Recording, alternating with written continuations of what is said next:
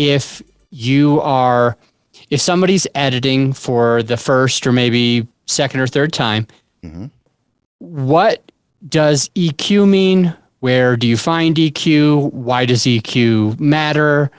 Same thing with compression, if you don't mind answering those two questions. Sure, happy to.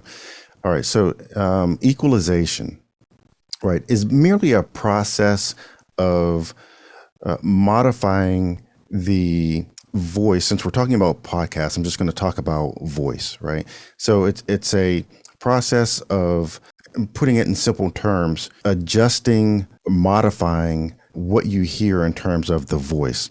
So an EQ, for example, is when, let's say I get your audio. If I were to process this podcast, then I'm going to listen to your voice and I'm going to cut out certain frequencies that don't bring out the best qualities in your voice.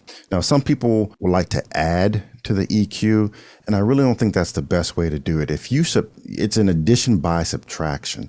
So if there's some high frequencies in your voice that really don't add to the clarity, I'm going to take those out. Or depending on sometimes the type of microphones that we use, there could be a little more bass than there needs to be, right? So we're going to cut some of that bass out to give you a more natural sounding tone. So it's really, just sort of cutting the frequencies so that the person's voice sounds as clear and as natural as it can. Now, it's subjective, right? Because, your voice sounding good to me may not sound exactly the same as someone with a different set of ears. They may hear you a little differently. So it's all subjective. But the overall point is just to remove the frequencies that don't really bring out the best in your voice.